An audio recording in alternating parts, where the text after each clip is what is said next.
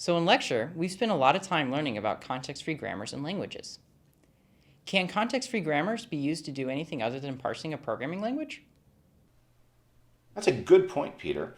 And the answer is yes. In fact, there are a large number of applications for language formalisms or context-free grammars. I'll just list 4 or 5 of them. One of the first is security. We saw last time that regular expressions can be used in virus checkers. And in fact, that's how the vast majority of virus checkers work. They're like a big Lexer. It turns out that these days the most common attacks or exploits or vulnerabilities reported involve cross-site scripting or SQL database code injection vulnerabilities. Both of these involve an application, a web application like Udacity's servers, reading in a string from the user and treating it as if it were part of another important language like HTML or SQL, the language of database queries. Turns out that there are a number of techniques available for using context-free grammars to detect if a string from a user is normal, or if it's trying to take advantage of some special system structure if it's one of these attacks.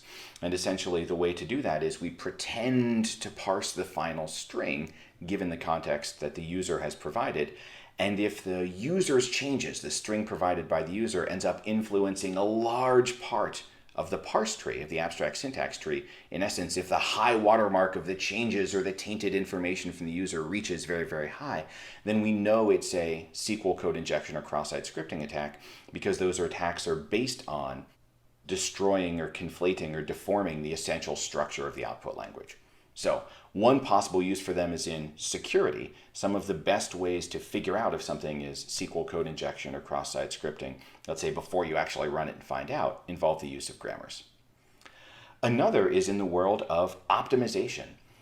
A production compiler or interpreter is often very interested in getting the same results but faster, or using less memory, or, and this is a big one these days, using less power. If you're running a program on your smartphone or some other mobile device, you really want it to last as long as possible. Later on in the class, around Unit 6, we'll actually cover some basic optimizations. I'll teach some of them to you and you'll get a chance to use them in your JavaScript interpreter for the web browser. But for now, just take my word for it. In order to do optimizations, we have to figure out what the values of variables are. For example, if I can figure out that x is always 0, and you have a line in your program that says y gets y plus x, I don't have to bother interpreting that line because I know that adding 0 to something doesn't change its value. That sort of thing is called a data flow analysis or an optimization, because if I can reason about how numbers flow through your program, then I can make them faster, higher, stronger, use less power. It's a really nice idea. It's going to turn out that the best known research idea for figuring out values as they flow through various functions in your program is related to context-free grammars, or more formally, context-free language reachability. It turns out that inter-procedural data flow analysis is the same problem as, in a theoretical sense, context-free language reachability, which is the same problem as, could I generate a string in a context-free grammar? Turns out all of you are experts at figuring out if we could generate a string in the language of a context-free grammar, and exactly that sort of knowledge is one of the things program optimizers use to squeeze every last drop of goodness out of a program. Third possibility is in linguistics or computation linguistics. There are a number of references to these underneath the lecture videos, but it turns out that a lot of these notions of context-free grammars or generative grammars or universal grammars actually came out of psychology or linguistics or computation linguistics to help us understand human and natural language. And that's a really important use. But let me skip past that one since it's too easy in some sense. I'll give you 2 more. One more, near and dear to my heart, is specification mining. It turns out that often we want to figure out what a program should be doing just by looking at its source code. And this is super tricky. It's like trying to learn the rules of English grammar by reading a bunch of high school student essays and looking at what they get right and get wrong in common.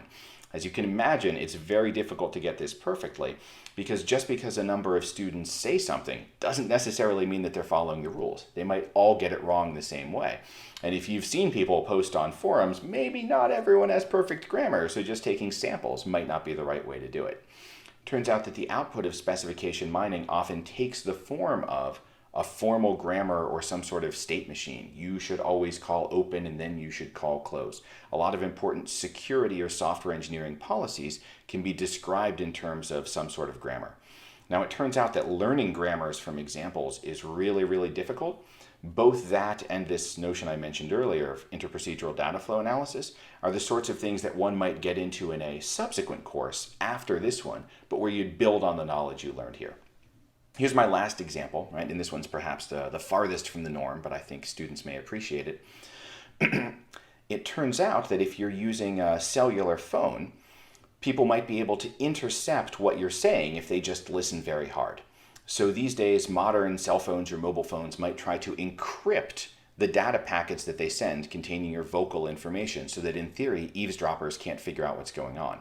However, if I've used a lot of that computational linguistic information, if I've studied the world, it turns out that in different spoken languages or with different accents, we have different patterns of speech and then pauses. And some of the initial implementations of phone encryption tried to be smart and save power. They would only send information when you actually said something. So this meant that attackers could listen in and using linguistic analysis information, even if they couldn't tell what you were saying, even if it was all scrambled, just by doing a statistical analysis of how long you said and then how long you paused and then how long you said again, we can reliably identify what language you're speaking, and worse than that, regional accents, whether you're, let's say you're speaking English, whether you're speaking with some sort of New York, Brooklyn accent or from the South or from California, we can tell based just on the patterns of how long you speak and how long the pauses are. That has very unfortunate Orwellian implications for some sort of surveillance state. Conveniently, it is more or less totally defeated by encrypting the silence as well, using more power to just get rid of that side channel, prevent people from figuring out when you're speaking and when you're not. But that's an example of an application that also uses this sort of linguistic analysis, perhaps a little less related to context-free grammars, but still in the same vein.